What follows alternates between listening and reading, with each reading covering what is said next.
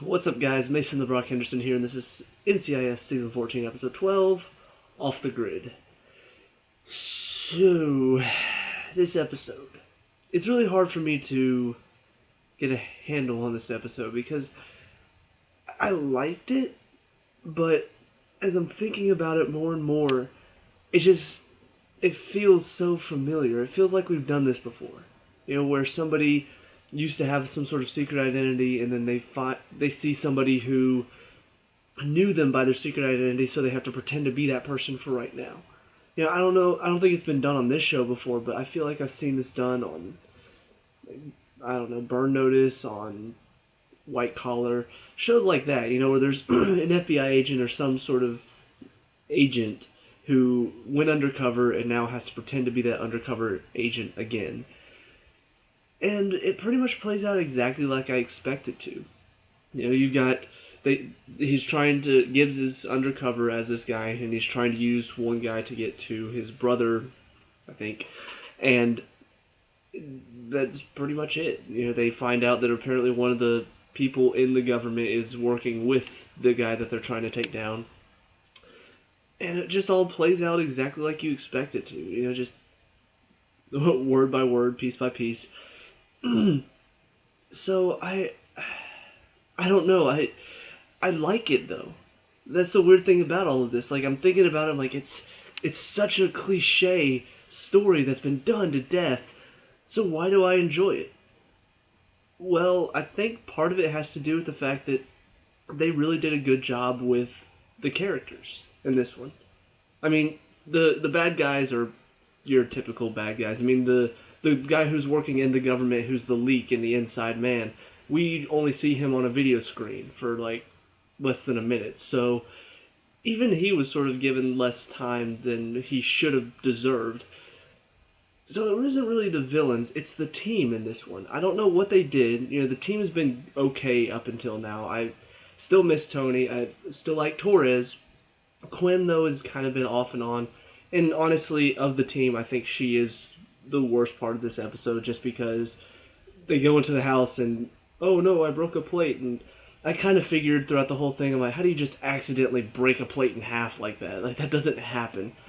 And so we do find out at the end, just like I was thinking the entire time, Gibbs said there was some sort of hairline fracture in it, and so he kept trying to repair it, but it was that broken, so the slightest touch caused it to break. I'm like, okay, I figured that's what it was.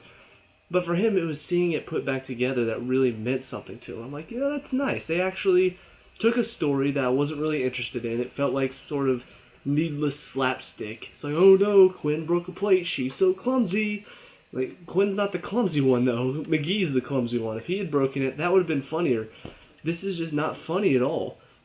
And they ended up making it into kind of a moral that was enjoyable. So that side of it, while weak, ended pretty strong. The rest of it, though, was well done. I mean, you've got the team realizing that Gibbs has gone undercover, he's gone dark, put his badge and his gun and everything into a mailbox.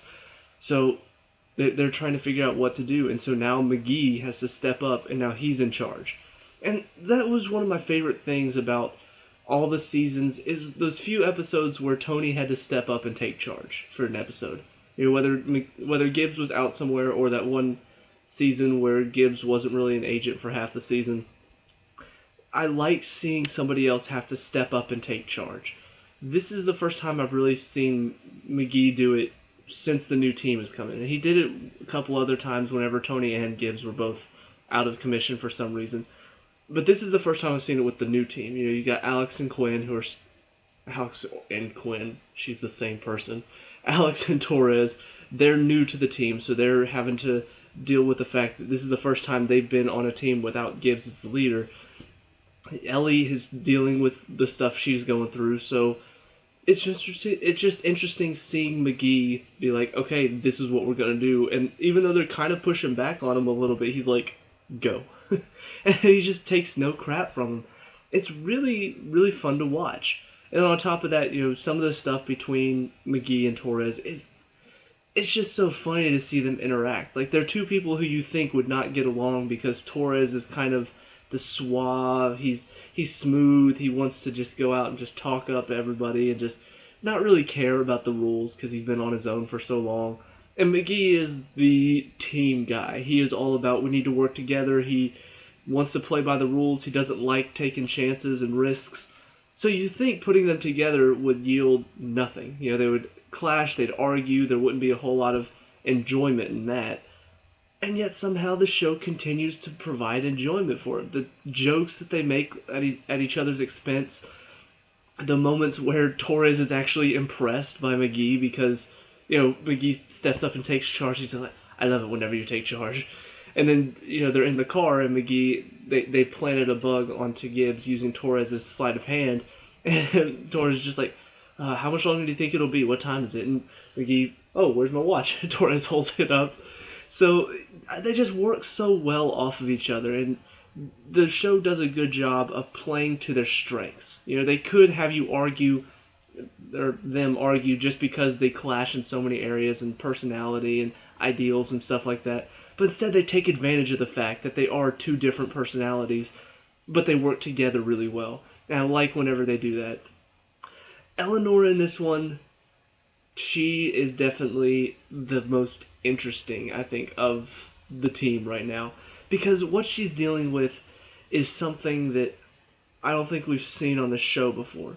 We've seen the team have to deal with the fact that they've lost somebody close to them. Whenever it was Caitlin in the first or end of the second season, she got taken out. We saw the team having to deal with the fact that somebody killed her, and now they're trying to deal with that and trying to deal with the emotions behind that. And do we just go kill the guy who killed her? All of that stuff. We've seen that before. This is the first time that it's been personal. This is really personal for her. Because even though we didn't get to see the relationship blossom on the show, because they brought him in for one episode, killed him the next time they brought him in, you could tell that this relationship meant something to her. Not because, she liked him, they got along. No, this is the first relationship she's had since her husband cheated on her and she had to divorce him. This was her first chance at getting back into the dating world. This was her first chance since then. It makes sense that she is taking this very, very hard. Now, I will say that the whole thing that she's not telling the team what's going on, not telling the team that she's working with Clayton to figure out more about the guy who had her boyfriend killed, that part of it is kind of a, liar reveal storyline all over again. But I feel like I do understand. Even Clayton says, if Gibbs finds out that you're still working on this, he'll have us both killed. Not killed, but fired most likely. I do get that. I understand that she has to kind of do this under the radar, because if she tells the rest of the team, oh yeah, I'm still working on this. I think Quinn kind of figured out that she is. But if Gibbs finds out, yeah, she's in trouble. So I understand her reasoning. I understand why she's doing all of this, and most of all, I understand the motivations for it all. It's one thing to be like, oh yeah, okay, so here's the reasoning, here's this reason, this reason, this reason. It's another thing to say, I understand your motivation. I understand what you're feeling right now. That is something that the show's conveyed really, really well. Not just with how they wrote her, not just with the dialogue they gave her, but her performance too really gets across her motivations. So, yeah, overall, it was a good episode. It was fun. It may have been a cliche story as far as what Gibbs is going through and what Ellie's doing behind the scenes, but they did a very good job in this one of making it feel fresh. And I think that's something that NCIS has done for a while, and that's why it's on its 14th season. They know how to take something that maybe you've seen before, a storyline maybe you've seen before, but they throw little twists in there, and they throw little dialogue moments and team moments where you're just like, even though I've seen it before, I like watching it again with this team. There's something about the team dynamic they've got going. So that's it for this episode. I hope they continue with Ellie's story. I hope it doesn't become just like, oh, we're going to mention it at the beginning of the episode that, oh yeah, there's a guy out there who killed Ellie's boyfriend. I hope it actually does stay pretty connected with the story. Just every episode we see something else going on with her and Clayton and what they're figuring out, the information that they're discovering.